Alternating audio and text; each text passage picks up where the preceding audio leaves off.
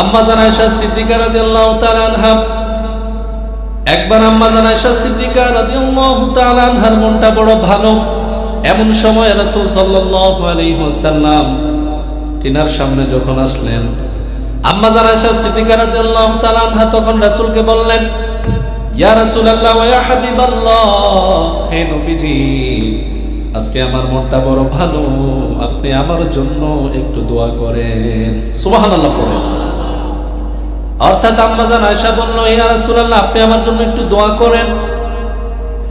তখন রাসূল সাল্লাল্লাহু আলাইহি ওয়াসাল্লাম বললেন, ঠিক আছে আয়েশা, আমি তোমার জন্য একটু দোয়া করি। বলে রাসূল সাল্লাল্লাহু আলাইহি ওয়াসাল্লাম আম্মা জান আয়েশার জন্য একটু ব্যতিক্রমধর্মী দোয়া করলেন। বলে কেমন দোয়া? আম্মা জান আয়েশা সিদ্দিকার জন্য রাসূল দোয়া করলেন এভাবে।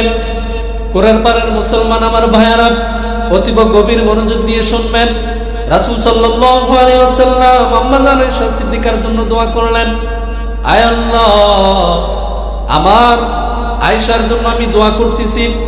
আয়েশা ইচ্ছাকৃতভাবে এবং অনিচ্ছাকৃতভাবে যত গুনাহ করেছে, আল্লাহ আপনি আয়েশার জীবনের সব গুনাহগুলি ক্ষমা করে দেন। সুবহানাল্লাহ। এবং সে ভবিষ্যতে ইচ্ছাকৃতভাবে হোক অনিচ্ছাকৃতভাবে হোক যত রকমের ভুল করবে, আল্লাহ গুনাহের কাজ করবে, এর জন্য অগ্রিম আপনার কাছে আমি ক্ষমা চাই। সুবহানাল্লাহ। দোয়াটা কি সুন্দর দোয়া না? সাধারণত এরকম দোয়া কিন্তু আমাদের মনে আসবে না। সুবহানাল্লাহ পড়েন। আম্মা জান আয়েশা সিদ্দিকা এমনিতেই তার মনটা বড় খুশি, এই জন্য দোয়া করতে বললেন। আবার যখন রাসূল সাল্লাল্লাহু আলাইহি ওয়াসাল্লাম এই ধরনের ব্যতিক্রমী দোয়া করলেন, বলে আম্মা জান আয়েশা সিদ্দিকার মনটা আরো বেশি ভালো হয়ে যায়। সুবহানাল্লাহ। তখন রাসূল সাল্লাল্লাহু আলাইহি ওয়াসাল্লাম বললেন, হে আয়েশা, আমি তোমার জন্য আজকে শুধুমাত্র এই দোয়াটা করলাম, এর জন্য তুমি খুশি হয়ে গেলা, কিন্তু তুমি জানলে আরো বেশি খুশি হবে। বলে আমি নবীজি প্রত্যেক দিন প্রত্যেক সালাতের সালাম ফিরানোর পর আমার উম্মতের জন্য এর চাইতে বেশি সুন্দর করে দোয়া করে থাকি।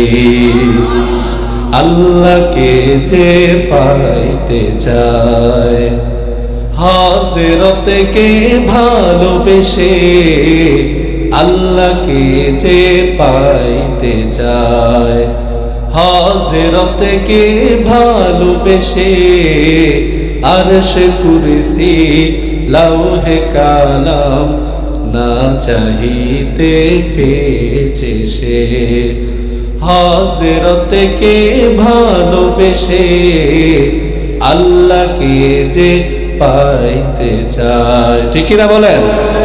রাসূল নামের রশি ধরে যেতে হবে খোদার ঘরে, নদী তরঙ্গে যে পড়েছে ভাই, নদী তরঙ্গে যে পড়েছে ভাই, দুরিয়াতে সে আপনে মিশে, হাজিরতকে ভালোবেসে, আল্লাহকে যে পাইতে চায়, হাজিরতকে ভালোবেসে, আল্লাহকে যে পাইতে চায়। আল্লাহু আকবার বলুন।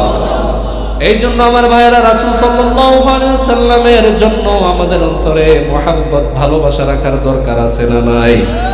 কেননা রাসূল সাল্লাল্লাহু আলাইহি ওয়াসাল্লাম সারাটি জীবন উম্মতের জন্য কান্না করেছেন। সুবহানাল্লাহ।